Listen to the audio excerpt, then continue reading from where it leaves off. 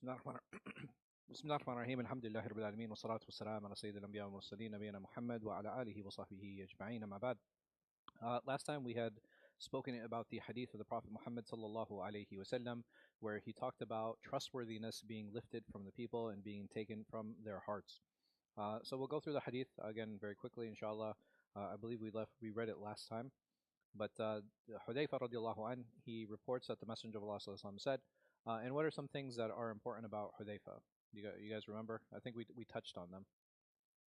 Ahmed, can you do me a favor? Just close that door.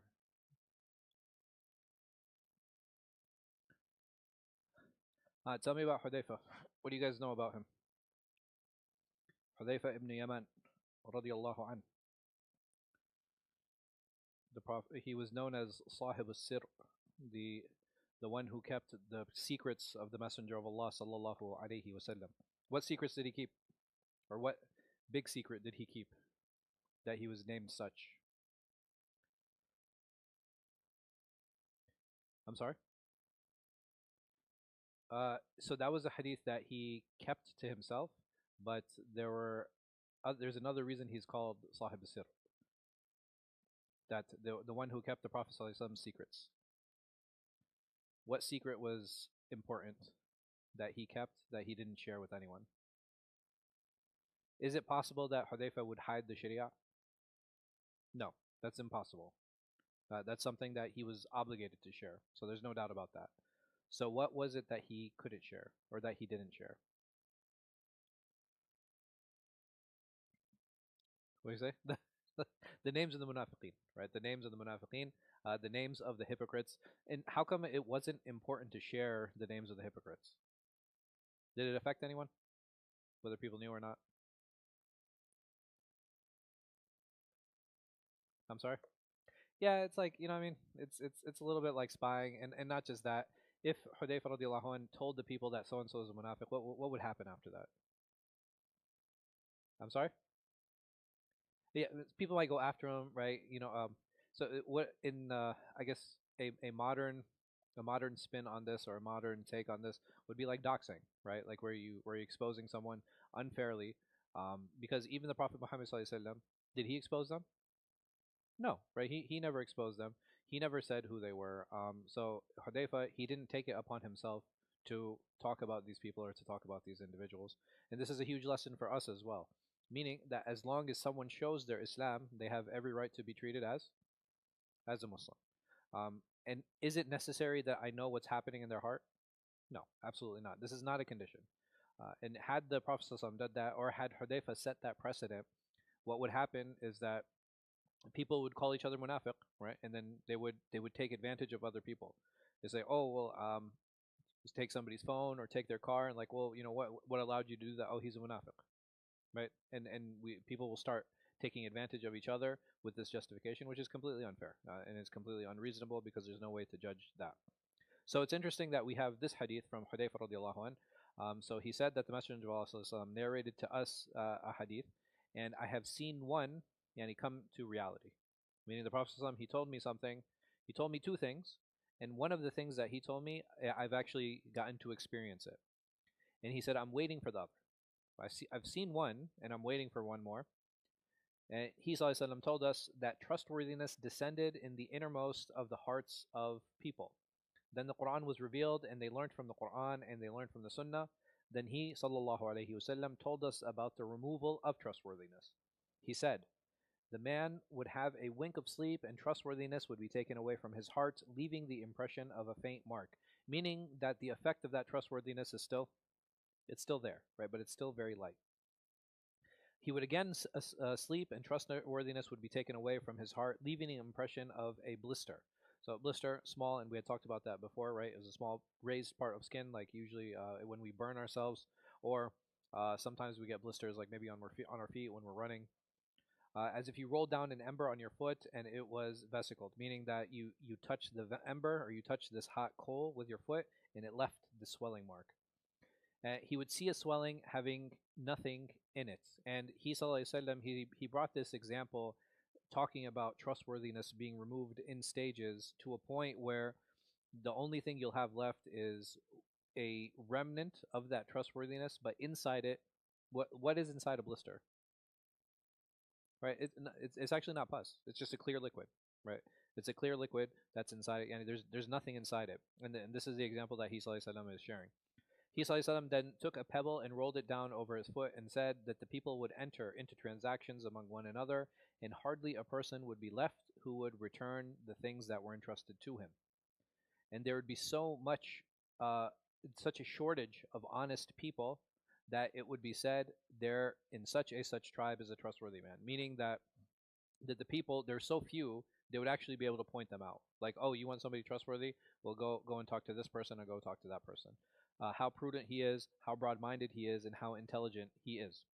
Whereas in his heart, there would not be any faith, uh, even to the weight of the mustard. I'm sorry. So let's get to the end of the hadith. He said, I have passed through a time in which I did not care with whom amongst you I entered into a transaction, for if he were a Muslim, his faith would compel him to discharge his obligations to me, and if he were a Christian or a Jew, the ruler would compel him to discharge his obligations to me. So he said that I passed by a time where the people were trustworthy, right? And that trustworthiness was for one of two reasons. Either they were being compelled. One group of people, they were being compelled by who? Huh? So he gave the example of the Muslims, and he gave the example of the Christians and the Jews. He said the Muslim, they would have good dealings and good transactions because of what? Because of their iman, because of their belief. And he said the Jews and the Christians, they would have good transactions and good dealings because of what? Because there was law enforcement that was there that forced them to make sure that they didn't take advantage of others. Then he goes on to say, Hudayfa, but today I would not enter a transaction with you except this person here, or except Fulan, so and so. Meaning that he felt, what did Hudayfa feel? He felt there was no, he said he felt trustworthiness was gone. He felt like trust was lost. And this is very early. When did Hudayfa die? Let's look it up real quick.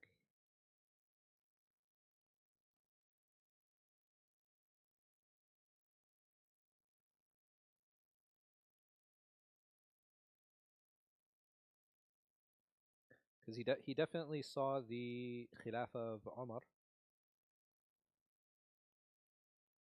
So I'm wondering when exactly he radiallahu an passed away.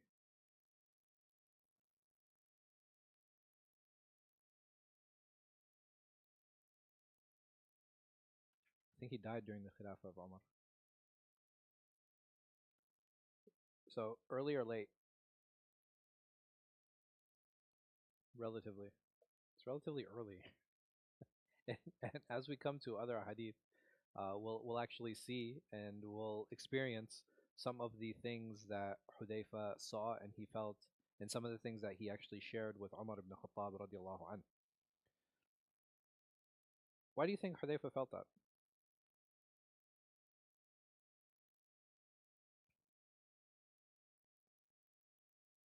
Hmm. Right. So he sallallahu alaihi wasallam said that there'll actually come a time where you'll be able to point out the trustworthy people. Right. So he himself, he was like, most of you, I wouldn't be comfortable getting into a transaction with, but I'd be comfortable with so and so, with that person. Do you think, or do you believe that Hudayfa radiallahu anh was was extra cautious, or do you believe that something happened that caused him to feel like that or think like that?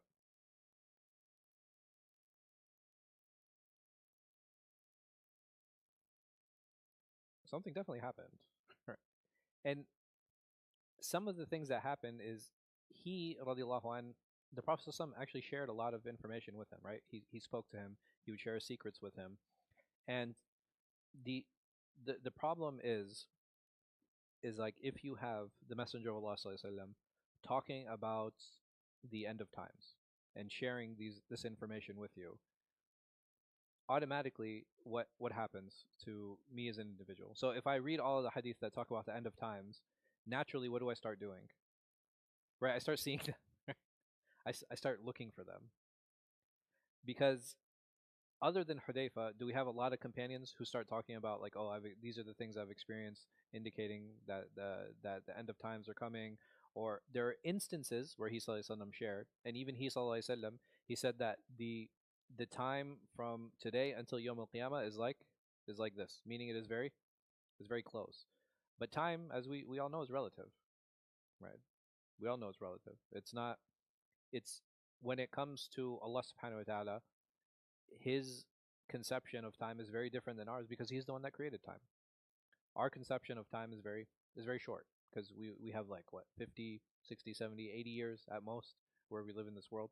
And even the distance between us and the Messenger of Allah sallallahu alaihi wasallam was like it's like 1400 years. Right? It's a long time. And someone might argue, it's like, okay, well, how come Qiyamah hasn't happened yet? The Prophet ﷺ said that, you know, Qiyamah is close. We have all of these signs. How do we counter that?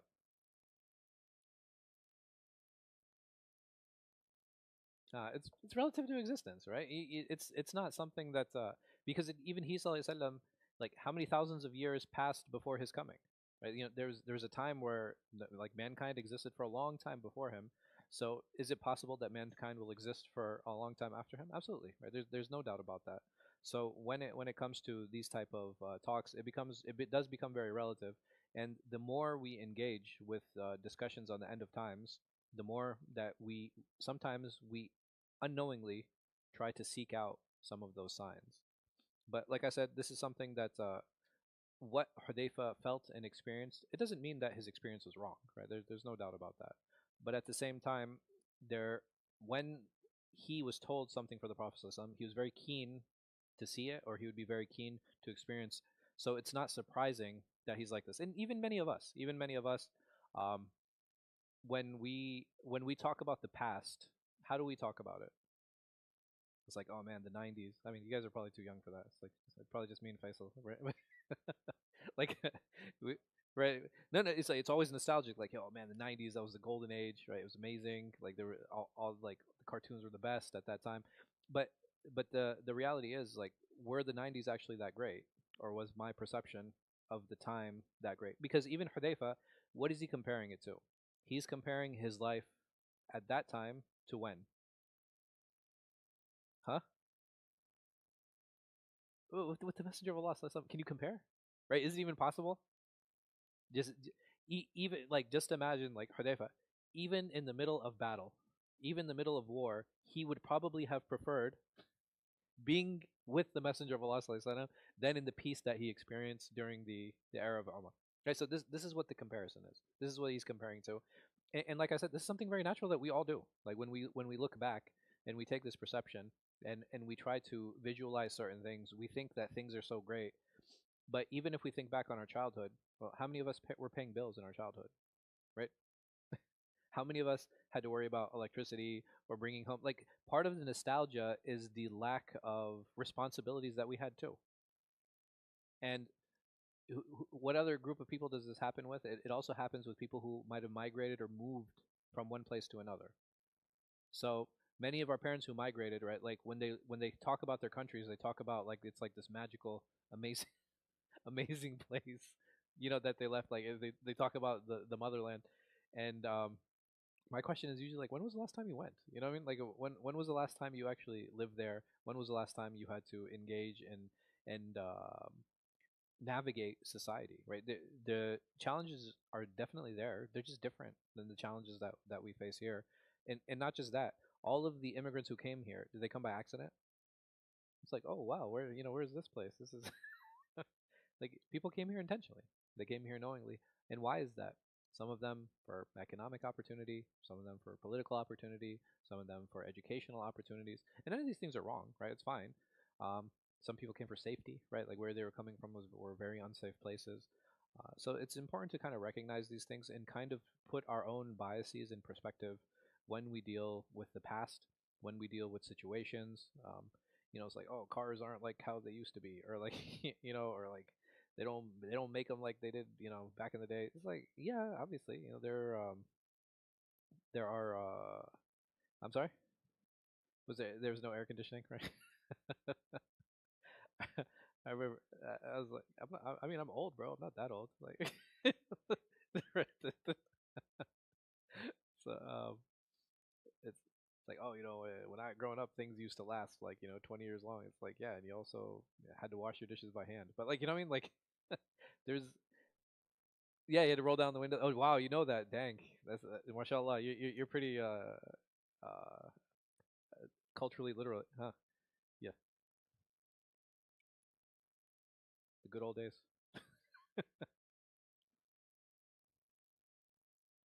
Mhm. No, there's actually not.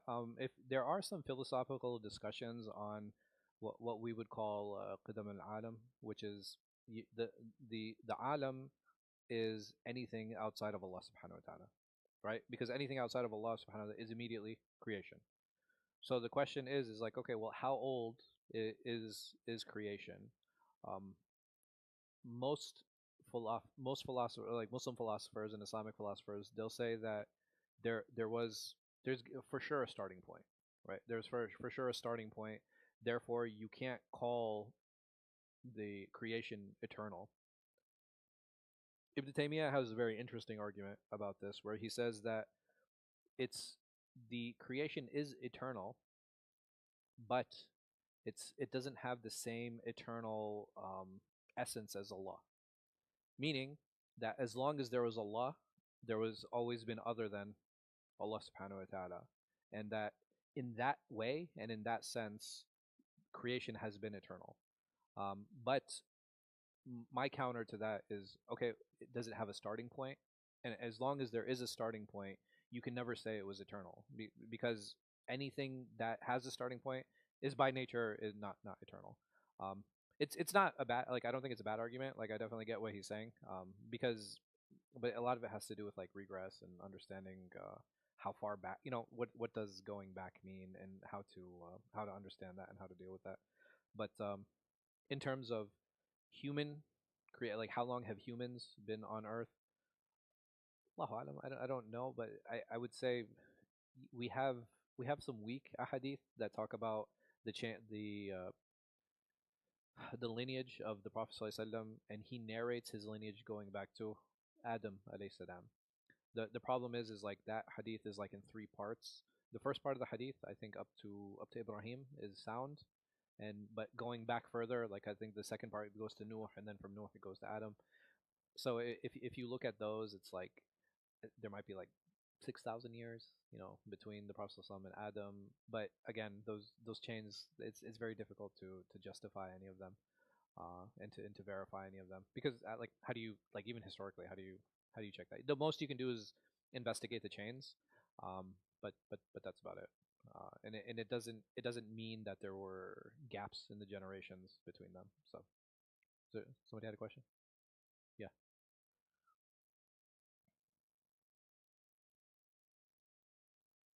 Hmm.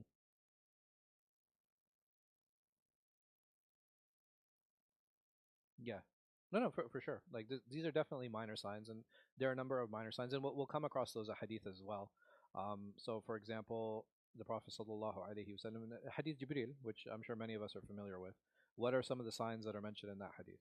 It talks about like um, al-ufat al-urat يعني يتطاولون في البنيان. He said, like, the naked, barefoot, destitute Bedouins, they're going to compete in building tall buildings.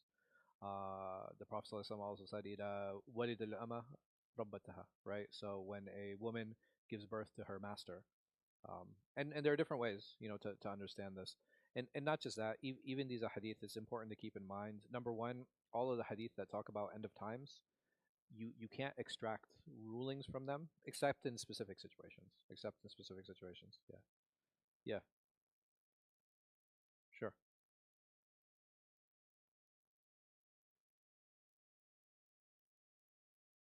Yeah. Yeah. Yeah. Yeah.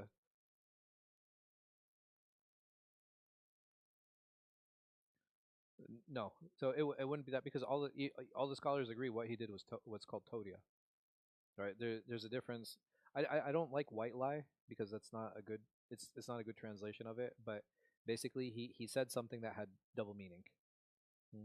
He said something that has a double meaning, which is very different than lying, right? Lying is fabricating reality, right? Or changing reality, and that's not what he did. Um, so that's not the case. A hadith I can think of that an example that is used to help derive a ruling is the hadith Wa'ina, where you have a woman, where the Prophet ﷺ said that there will come a time that is so safe that a woman will travel from Hadramaut, she'll travel from Yemen to the Kaaba, وَلَا تَخَافِ اللَّهِ, and that she won't fear except Allah subhanahu wa ta'ala. Imam al-Nawawī actually mentions it, and he extracts a ruling from it. He's saying that because this hadith is mentioned by the Prophet ﷺ in a positive light, then it is okay to take a positive meaning from the hadith in the permissibility of a woman traveling if it's safe. So there like I said, there are specific situations, but someone can't come and be like, oh, the Prophet ﷺ said that from the sign of the end of times are when the Arabs start competing in building tall buildings. Say therefore it is haram to build build tall buildings, right? That's silly. I'm sorry. No, because there's a difference between him sharing that this will happen and but him sharing saying that this is going to happen without saying, oh, this is such a bad thing. Can I take a ruling from that? Had he said, no, they're going to do this, because for the listener it's stranger to hear that you would have Bedouins, shepherds, building, right? Because number one, are they known for building? No, they're known for traveling, right? They're known for migrating, going from oasis to oasis. So just the fact that they're putting buildings together is strange. And on top of that, they're not just building buildings; they're building what? Like tall buildings, meaning that there's going to come a time where the Bedouins they stop migrating and they actually settle, and then they're going to compete with each other in building these buildings. Had he sallallahu alaihi wasallam said that, and they're going to do this and this is not permissible, hey, yeah, you can absolutely take a ruling from that. But if he's just saying that this is going to happen, you can't extract a ruling from that. Even in the same hadith, the Prophet ﷺ said that a slave girl will give birth to her master. Does that mean that men who have concubines and they have children from them, that they're not allowed to, number one, they're not allowed to have children with them, or that they shouldn't be freed, right? You can't do that. That's not how the end of times ahadith work. End of times ahadith, um, some of them can be taken very metaphorically, some of them can be taken very literally.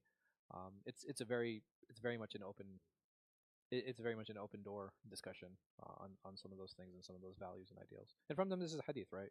Where this idea of trust being lost. Um, but why this focus on trust? Out of all the characteristics, like why didn't they talk about courage or stinginess, right? Like or being generous. Why trust? Right. This is something that directly affects society. When we talk about how to actually build societies, even when we as Muslims say, okay, the Prophet ﷺ, he received revelation at 40. What was happening for 40 years? Is it possible that hasha and Nabi Sallallahu Alaihi Wasallam, he's above and beyond any of these descriptions? Like if he was a thief or a highway robber or a liar, the moment that he proclaimed prophethood, what would happen? People would reject him, right? They wouldn't take the message. So for those 40 years, what was he doing? Right, he was showing his character. He was building relationships with people, and people, subhanallah, even when he was making hijrah and people saw all of his followers migrating, right? So the Prophet ﷺ, was he from the first or from the last to leave for hijrah? Huh?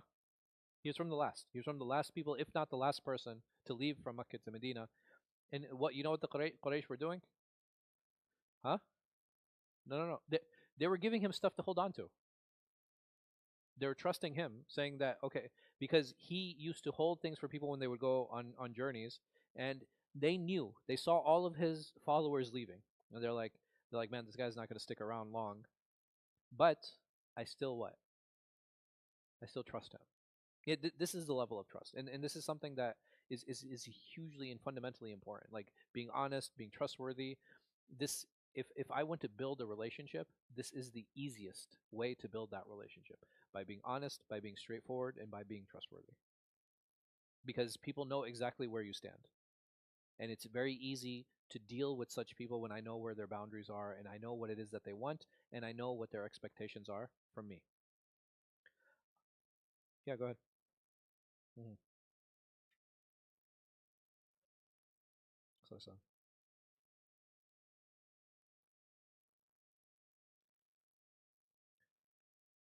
So what was the last action that Quraysh had agreed upon before he left? or while he was in the process of leaving. Do you guys know the story of the shaitan and what happened? No. Not so that I think you're thinking of the story of maybe Abu Huraira, the one where he appeared as an old man.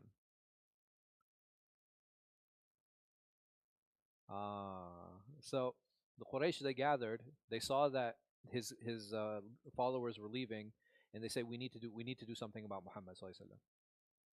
But they were arguing amongst each other, like, okay, well, how do we assassinate him? If one of the tribes assassinates him, what's going to happen? There's going to be a political dispute between them because every one of them has a blood right over the Prophet sallallahu alaihi wasallam. So there was a voice from the corner. It was an old man, and he said, "Why don't you get one representative from each of the tribes, and all of you stab him at once?" And who is this? Who is this? Who is this old? And the Quraysh said that we didn't recognize this old man. It was the first time we'd ever seen him. It was actually the shaitan. It was actually the shaitan. As they were on their way to the Prophet Muhammad sallallahu alaihi wasallam, what happened? There was a dust storm from Allah subhanahu wa ta'ala. And during that dust storm, who left the house? The Prophet Muhammad sallallahu alaihi wasallam. He went to Abu Bakr's, they took the camel, and then they started heading for Medina. Who was in the bed? Ali, karramallahu wajh, radiallahu anhu. That he was in the bed. So when they came to stab, who did they find? They found Ali. So I hope that answers your question. No, no, alhamdulillah, they didn't stab him. They were once they came in and they realized that it wasn't the Prophet sallallahu alaihi wasallam, they didn't bother, because he was not their goal. So that's how he sallallahu alaihi wasallam got away. So how did they respond? This is how they responded. They were finally fed up and they were ready to assassinate him. And even the time that he left, it was immediately before they made they already made the decision, but it was immediately before they executed that decision. So, and why was the Prophet ﷺ last to leave, or why was he from the last people to leave?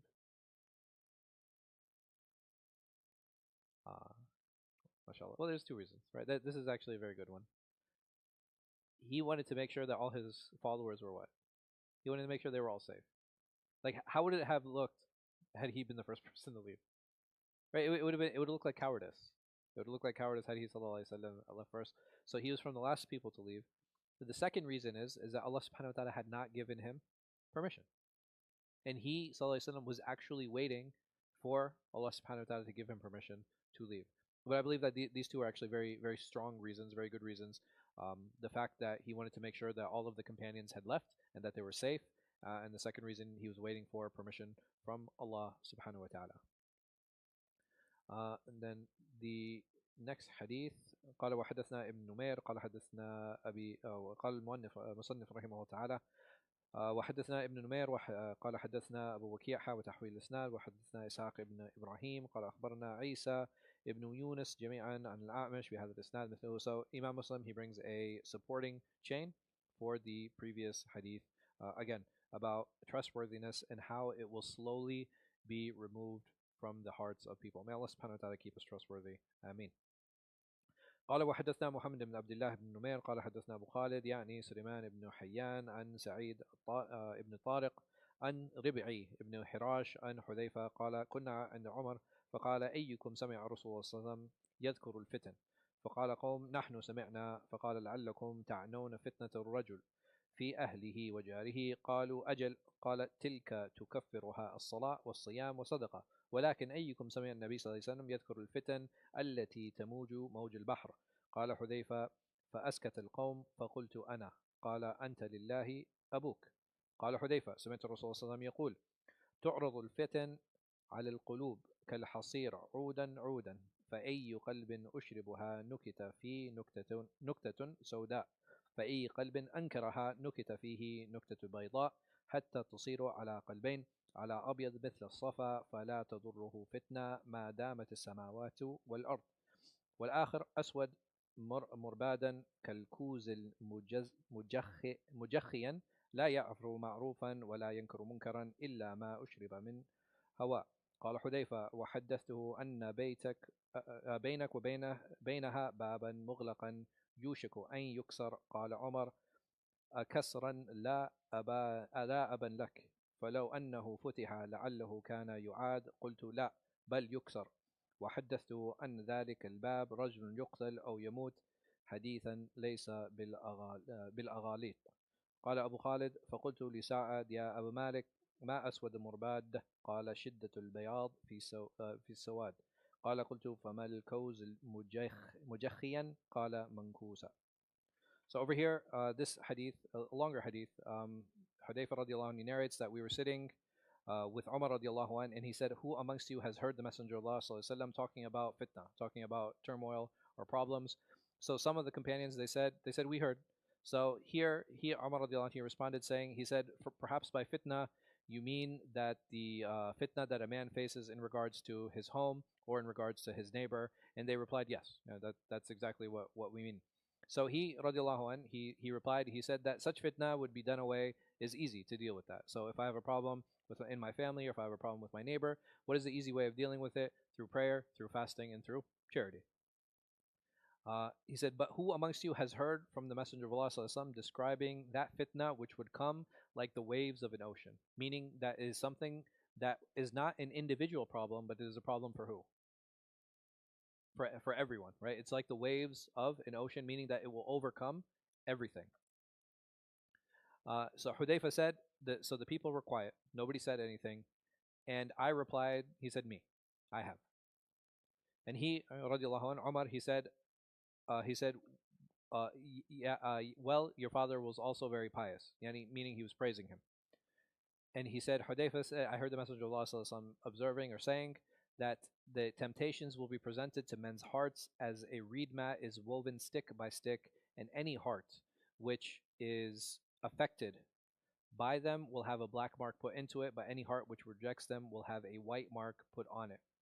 And the result is that there will be two types of heart. One white like a stone, which will not be harmed by any turmoil or temptation, by any fitan, so long as the heavens and the earth endure. And the other black and dust colored like a vessel which is upset, not recognizing what is good or rejecting what is bad, but being affected with this passion or being affected by this deed.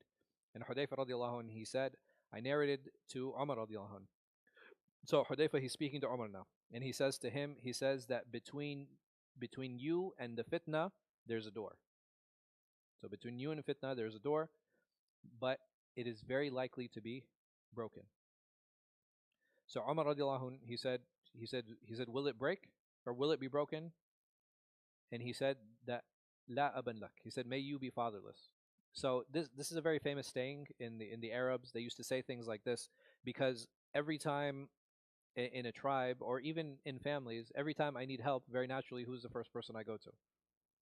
I go to my father, right? I'll ask him for help. So he's saying that, and this is something that must be faced alone. It will require a lot of effort. And then he said, had it been opened, it can also be closed. Meaning that if you open something, it's very easy to also close it. But if you break it, what's the difference? You can't close it again. I said no, it would be broken. And I narrated to him, that door implies a person who would be killed or die. Meaning that this door is actually a metaphor for an individual, for a person. And there is no mistake in this hadith.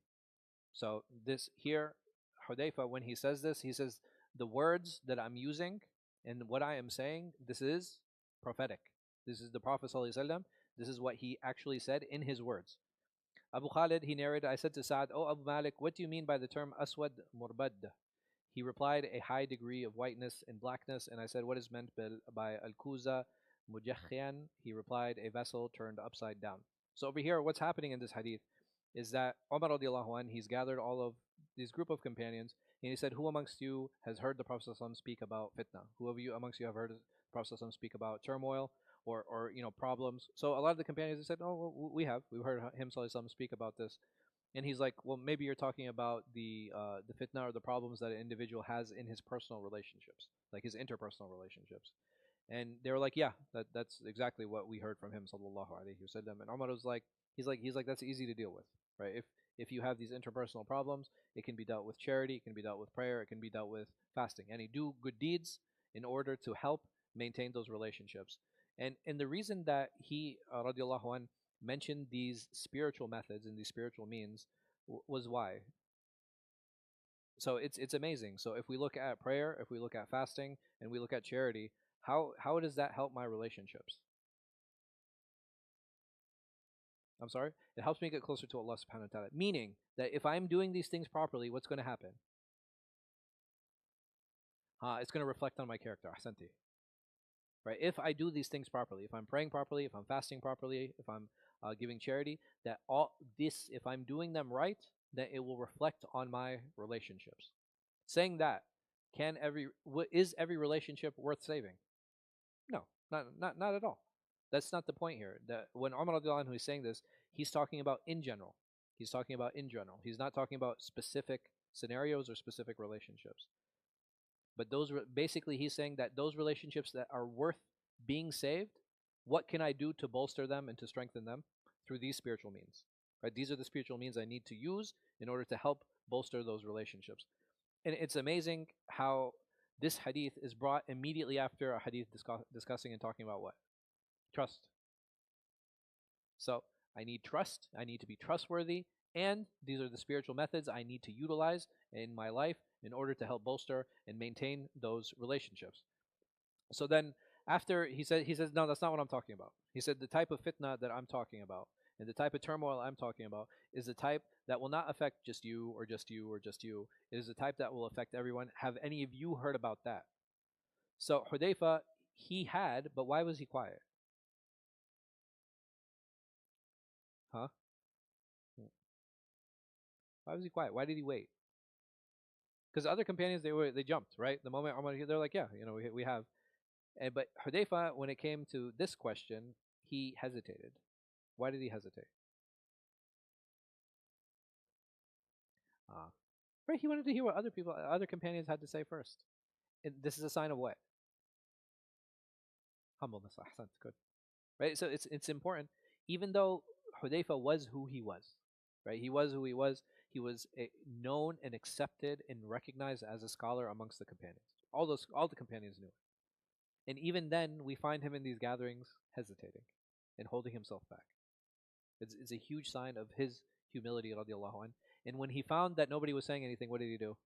That's when he spoke, right? When he saw that, okay, well, nobody has anyone to say, now I have to share what the Prophet sallallahu alaihi wasallam told me because I cannot hide knowledge. We're not allowed to hide knowledge. And he says that um, there's this fitna is so great, and between you and this fitna is this door. So between us and this fitna is this door. And Omar says, okay, well, what's going to happen with this door? He said the door is going to break. And Omar he's like, no, it's not. It's like maybe it'll just open. He's like, no, it's going to break. And then this is where Omar, he was shocked. He was like, okay, well, it's going to break. Then people are going to have to work hard, and they're going to make this effort because fighting fitna is very difficult. And then he goes on to say that an individual, in order to not be affected by this fitna, what are some things that he has to do? He has to reject temptation. So what kind of temptation would push a person to fall into this overwhelming fitna or this overwhelming turmoil or test? Why would I want to involve myself? So let's think about this. Basically, Hudayfa was like, if you want to avoid falling to this fitna, you need to avoid temptation. As simple as that. Like, what type of temptations would cause a person to fall into it?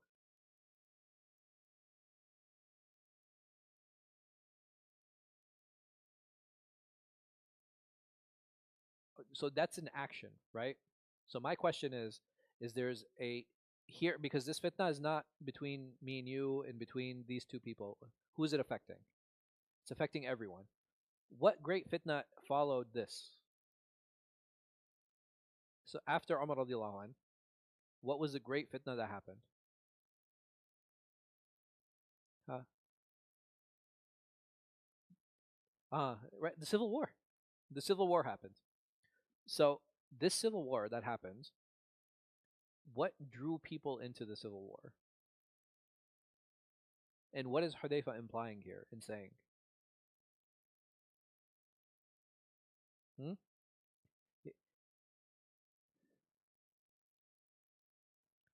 So I don't want to say they distance themselves from Islam because the people we're talking about are companions, right?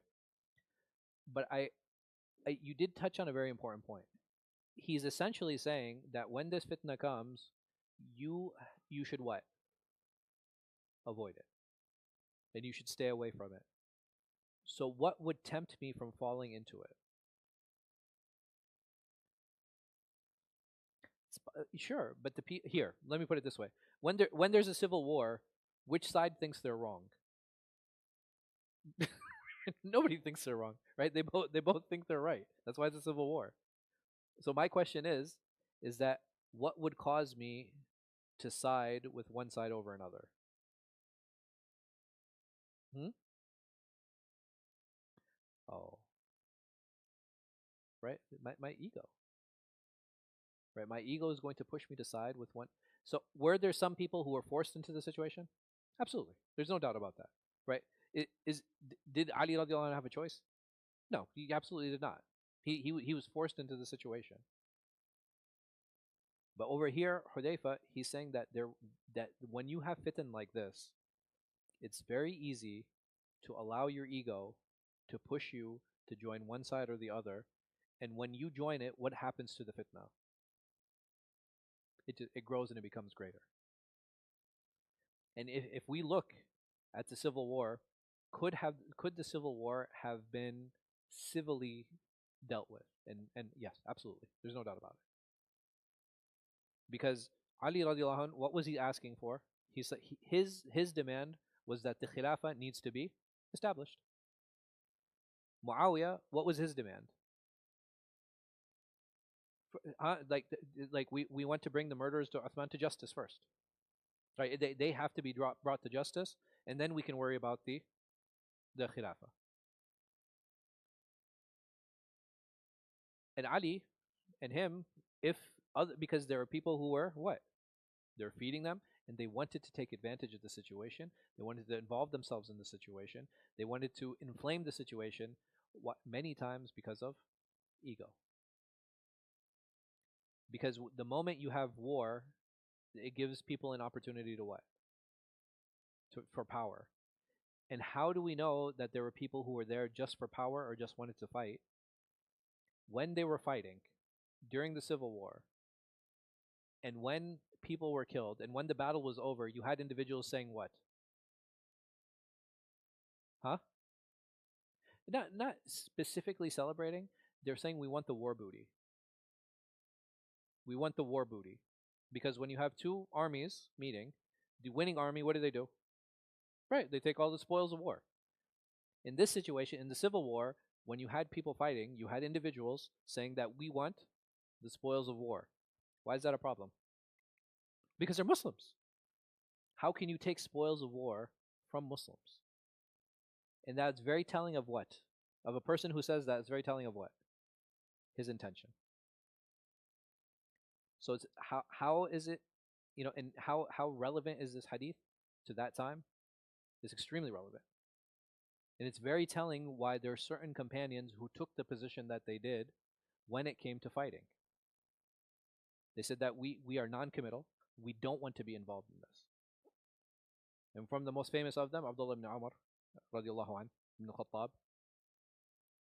And it's important also to look at their lives, right? So these individuals who decided not to get involved in the civil war and who decided to remove themselves, during the Khilafah of Abu Bakr, what happened almost immediately?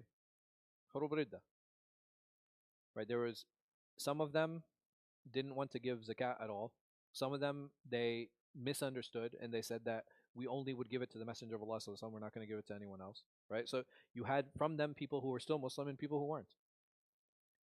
And then you had companions like Abdullah ibn Umar who experienced that. And when it came time for the civil war, what was happening in his heart? He got tired of what? He got tired of fighting Muslims. He's like, I'm done. Like I don't want anything to do with this. And this caused a huge division. right? It caused a huge division, but it's very easy to see that, subhanallah, because he goes on to say that the person who resists the temptations at that moment, he will have the ability to resist temptation until when? Subhanallah, until Yawm al-Qiyamah. And he says, but the person who falls into it, he will continue falling into that temptation. So not only does this hadith talk about fitan and how to deal with them, but it also talks about us and our individual positions that we need to take in terms of being courageous, in terms of being honest, and in terms of being trustworthy, right? A lot of these ideas and concepts revolved around these very simple and basic concepts. And not just that, subhanAllah, is very much in line and similar to the previous hadith, because this idea and the effects of siding and the effects of not being courageous, does it cause an immediate change? No. How is it described in the hadith? By a white dot or a black dot. And it gets to a point that those dots, what happens? They then overwhelm the heart. And that becomes an innate characteristic that we carry with ourselves. May Allah subhanahu wa ta'ala make us from those who have clean hearts. I mean. So I really liked what Imam al-Nawawī he actually mentions. He taught Qādī Iyyaḍ. He says that this white and black, he's like, it doesn't actually mean the colors, right? That's not what's intended here. He says the ability for bad thoughts, ill omens, like or ill will, the ability for it to stick on the heart. So when he says when it says whiteness, it's talking about safa and the inability for these things to actually stick to the heart. And this is very much in line with another hadith that's in Muslim, inshallah, that we'll get to one day, where he sallallahu alaihi wasallam he says that يدخل الجنة أناس أفئدتهم كأفئدة الطيور. He said that there will be a group of people who enter paradise and their hearts will be as light as birds, meaning that there's nothing attached to them. There's nothing that's going to be holding them down. So I thought it was a very poignant understanding and reference in dealing with how does the heart maintain and how is it light, because we don't allow vanity to stick to it, we don't allow jealousy to stick to it, we don't allow anger to stick to it, we don't allow hatred to stick to it. It's something that's always going to be repelling those things away so that it can maintain its lightness. And that is something that we should be striving for, right? We should be striving for pleasing Allah subhanahu wa ta'ala, and by pleasing Him, one of the things that we learn is we learn to be focused. And we worry less about what other people have to say. We worry less about what other people are doing. We worry less about how other people are speaking about us. We worry less about how other people are doing things, because we're so focused on the way we want to do something and the reason we want to do it and how we want to do it correctly. But that is the importance of following the sunnah of the Messenger of Allah sallallahu alayhi wasallam. Yeah. This one that we're talking about right now. This is one in the English translation. It's 144a. No. Yeah. This is at all times. So, which is a very good point. Like fitan, yes, they happen at that time, and it can happen to the best of people, but doesn't mean that it can't happen to us. And not just that, the door of fitna. What happened? What did we establish in this hadith? It's broken. Right? It's broken, meaning that fitna will now plague the Ummah of Muhammad sallallahu alayhi wasallam until Yawm al-Qiyamah. And if we understand that the fitan are going to come, our obligation is to make sure and do the best that we can to resist temptation. And part of resisting temptation, like this idea of trustworthiness and honesty and bravery, like these are very, very important skills. It's like, oh, I felt shy or I felt this. Why? Right? Like, yes, we all have those feelings. Yes, sometimes we are shy. But bravery should be that characteristic that allows us to overcome that shyness. And sometimes we feel compelled. Sometimes we feel compelled. It's like, oh, well, what are other people going to say? Well, culturally, this is not known, or this is something that's strange. Well, like we already set everything up. That is where bravery shows. That's where true bravery shows. And it's usually the hardest time to make a decision. Yes. Yeah, yeah. So it's a very common speech tool. that when the companions they would speak, when they say sab'a samawati wal ard or samawati wal ard, when they talk about the heavens and the earth, what are they basically saying and implying? They're talking about everything. As long as everything is in existence, as long as the world is in existence, then this will continue. So that's it's a very common speech tool that they used to say. Um, wh- we have similar statements in English, man. I'm sorry. Yeah, I mean those are all. I mean, obviously we don't say those things, but like, it's not, it's not a very. I don't know them to be very common English phrases. Uh, but but we I mean we do say things like, okay, yeah, I'm about to roll up my sleeves, right? When we're saying that we're about to work hard. There are. I'm trying to think of good examples, man. I'm sorry. Huh? Yeah, yeah. That's actually a good one. Give me a minute, right? I'm not actually asking for a minute. Um, I'll think of some more. Right, but there's a lot, man. There's quite a few idioms and there are quite a few metaphors that we use in English that are very common. And these speech tools are something that is very common to the Arabs, which is why they say it. Like, so when Umar radiallahu anh, he said to Abu Hudayfa, he said la aban lak. He said, like, there may you not have a father. It doesn't actually He's not actually making du'a against him. He's saying that he's basically saying that this is going to require a lot of work because it's almost as if we don't have you don't have a father to rely on. So it's important to understand some of these statements so that when we read them, we get a little bit of context. Otherwise, if you just read it, it's like, dang, that's kind of cold. Like, so. But again, it's important to kind of grasp and get context for these things so that we understand them. Inshallah. I think we'll do one more hadith now because it's just it's similar to the previous one. قال وحدثني محمد بن المثنى وعمر بن العلي وعقبة بن مكرم العمي قالوا حدثنا محمد بن أبي عدي عن سليمان التيمي عن نعيم بن أبي هند عن ربعي بن حراش عن حذيفة أن عمر قال من يحدثنا أو قال أيكم يحدثنا وفيهم حذيفة ما قال رسول الله صلى الله عليه وسلم في الفتنة. So here Umar again, he's asking the same thing because it's similar to the previous hadith. He said, which one of you can narrate on fitna? And Hudayfa was sitting amongst them. قال حذيفة أنا. He said, I will. وساق الحديث كنحو حديث أبي مالك عن ربعي. So he brings the previous hadith, the similar hadith to the previous one. وقال في الحديث, and he said in hadith, قال حذيفة حدثته حديثا ليس بالأغاليط. He says, I narrated to you a hadith which I did not make a single mistake, meaning that what he said was prophetic. وقال يعني أنه عن رسول الله صلى الله عليه وسلم, that what he said was narrated on the Messenger of Allah صلى الله عليه وسلم. The last issue that I want to kind of sit on and talk about, this door that Hudayfa was alluding to when speaking to Omar, what do you think it meant? Huh? So he says once this door breaks, then the fitna will start.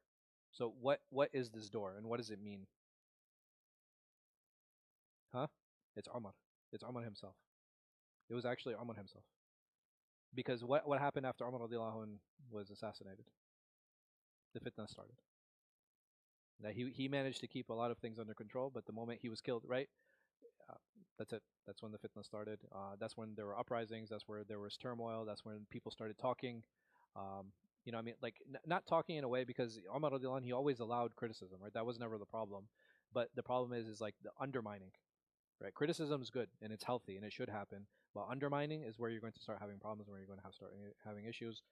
But Allah knows best. Inshallah, the Tazkiyah class will be after Salatul Isha. Wallahu a'lam wa sallallahu ala khairi khalqin. Nabina Muhammad wa ala alihi wa sallam.